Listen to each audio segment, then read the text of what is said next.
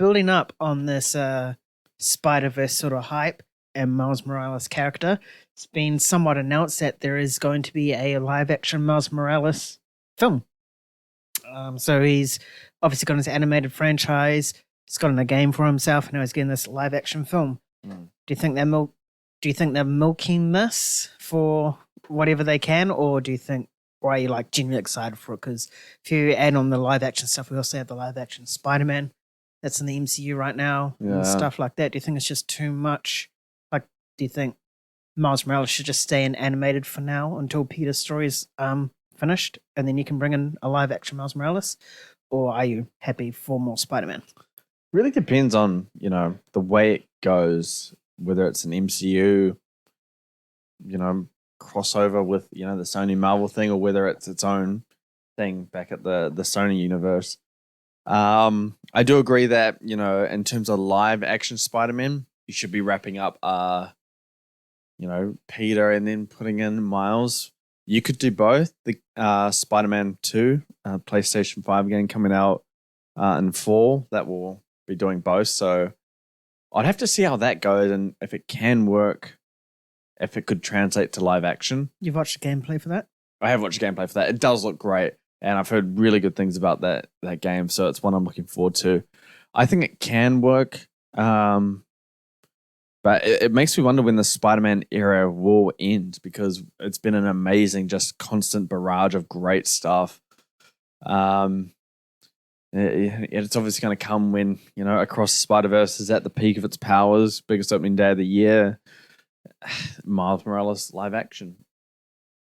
If it can, the ending of Beyond the Spider-Verse is Miles jumping into a live action universe where he appears live action.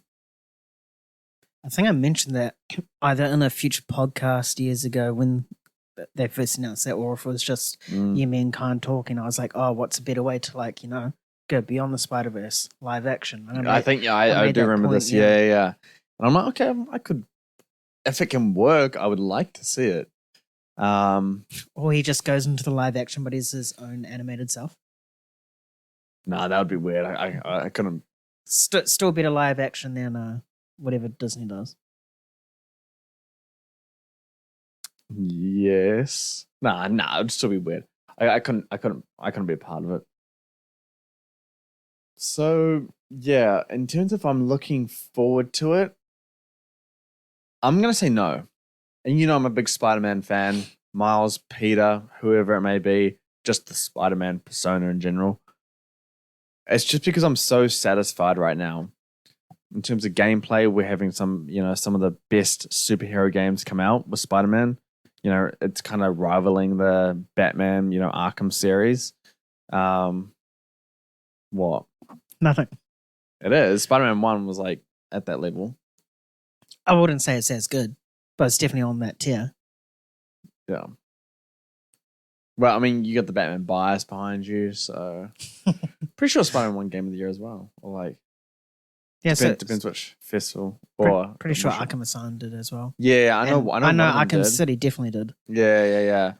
That one's good. I'm just saying. I was actually thinking about the other day or today actually, because I watched a gameplay and I was like, I think this is Spider-Man's version of the Arkham series. Yep. Miles Morales was good, but it felt more of a DLC rather than its own full game. I'm not talking about that. Oh, just Spider-Man and just Spider-Man 2, and then the third one if there is one. Yeah. So I was disappointed by Miles Morales. Yeah. Yeah. So I think what they're doing in terms of the games with Spider-Man is very close to that, but I still think just in terms of like the gameplay and the story for the Arkham games, especially the first two, they're just fantastic. Well, you can't compare them yet because it's 1 versus 3. Yeah, I know.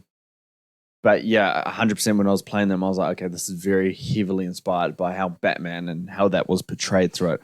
Yeah. But yeah, further to the point, it's dominating, the gameplay side of it. It's dominating live action. We just got one of the best live action versions, No Way Home. It's dominating the animated movies. Where else? They're just trying to squeeze out more. Sony is at the height of its powers now, Spider-Man, and I did not think they could get to this level, but they have. don't milk it. Don't push it too far. Just maybe not Miles Morales live action. Perhaps Spider-Woman, something else. Don't go with Miles Morales. We are getting that. Spider-Woman. Yeah. I know we are getting that, or a Madam Web Yeah, coming soon as Madam well. Web. I saw a Dakota Johnson one. I saw a post earlier today for the different things Spider-Man related, and it's actually a huge list. Some that I haven't even heard of before, but the main ones itself is we're getting the Craven and the Hunter one, which we've seen no footage for, and apparently comes out this year. Apparently. And then we have Madam Web, which is next year. Yep. Apparently, and then we've obviously have Spider-Man 4. We'll touch up on that later, and now this, and then Beyond as well. So there's a lot coming out. If I was to Venom 3. Sorry. Huh? Venom 3 as well. Is Venom 3 announced officially? I think so. I can't pronounce his name. They kind of wasted whatever they did at the end of the second one. That was fucking dumb. He went back to Yeah, he did, and then his like little symbiote just stayed in that MCU. Oh yes. Okay, that's exciting, but it's not Venom himself.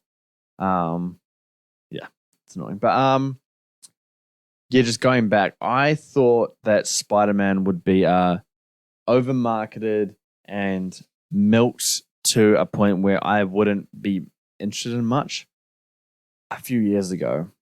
And since then, we've got the game. We've gotten, the Miles Morales game, the Spider-Verse movies.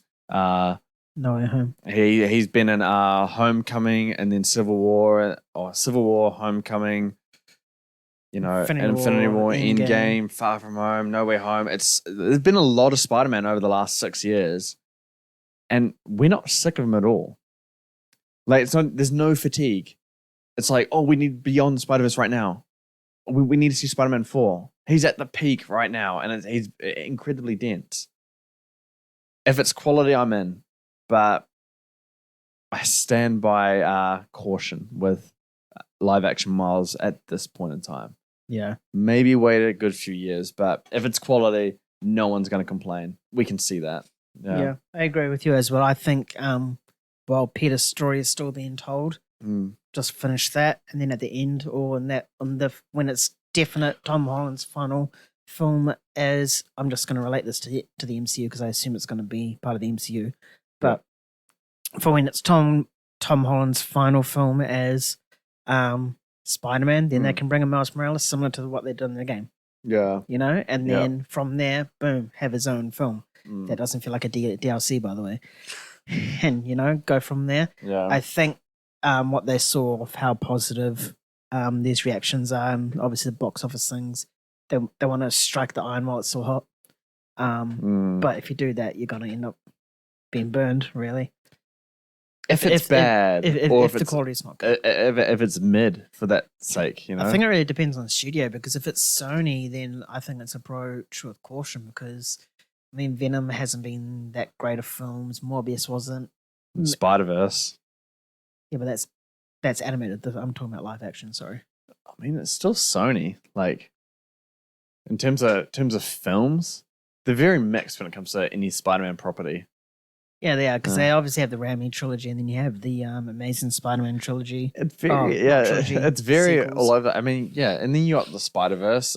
Obviously, they're animated, but it's part of Sony's filmography, and so it's like you're only going to get a hit or miss. And then if it's MCU related, I think now it's safe to say it could be a hit or miss as well. Yeah, it'll be definitely interesting. But yeah, okay, I'll say this before we wrap up this one: Phil Lord and Christopher Miller, get them involved in Miles Morales live action. I'm all for it, 100%. Have they done live action directing before? Yep. They didn't do Dungeons and Dragons. I don't think they did. The 21 Jump Streets. Yes. They did Cloud with the Chance of Meatballs, animated though. Never since Spider-Verse 2. So as filmmakers, they are very good at what they do. That's true. Yeah. Yep. Definitely.